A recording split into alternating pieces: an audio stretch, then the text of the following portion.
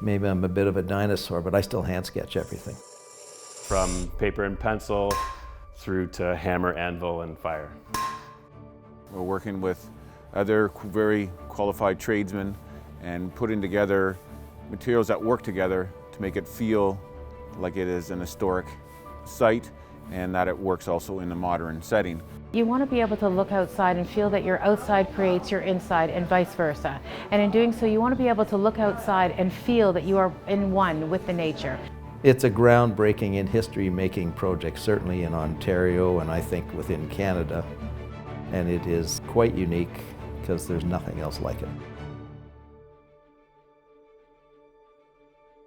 We started back in 2010 with my family acquiring the Elora mill with the idea of bringing hospitality to the town of Elora. And we quickly realized not just what a beautiful village and the many beautiful attributes this town had, that it was also a village that had much more opportunities. And so it was at that point in 2010 that things started to develop with acquiring land on the south side of the Grand River. What's so unique about this is its location, first of all. And it's a once-in-a-lifetime opportunity in terms of putting a building in that location on the edge of that river with the natural sites that sit beside it, as well as the town across the river, and as well as everything else that's happening in the village of Elora. So Anthony was a special gentleman that I met through the development of the Elora Mill project. And he was one of these true craftsmen that perfected his trade through his own forge and making very authentic ironwork. And so I met Anthony about 4 years ago with this overwhelming order of building all of our handrail and our hardware. And he was up for the challenge, and he did a remarkable job. There can be a lot of shortcuts, but with the way that I like to do it, the more traditional style, it's hammer, anvil, pounding and sweating to get it done.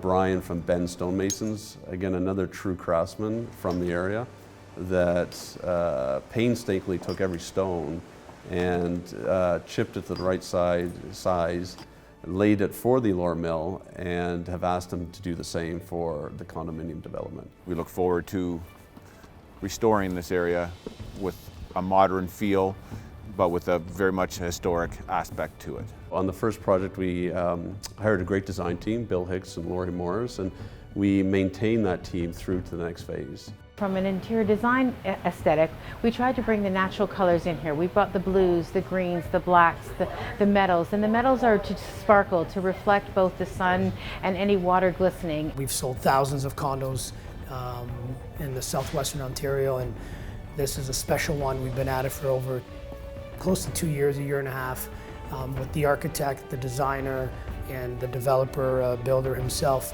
Pearl, which right up until the 11th hour, they're changing the floor plans.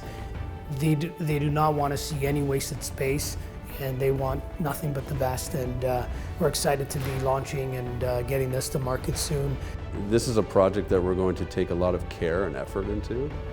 We've been working on this project for years and getting all the details right, and we're going to continue on to make sure that this is a project that not only we will be proud of, but we will take pride in knowing that the owners are going to take immense pride into as well.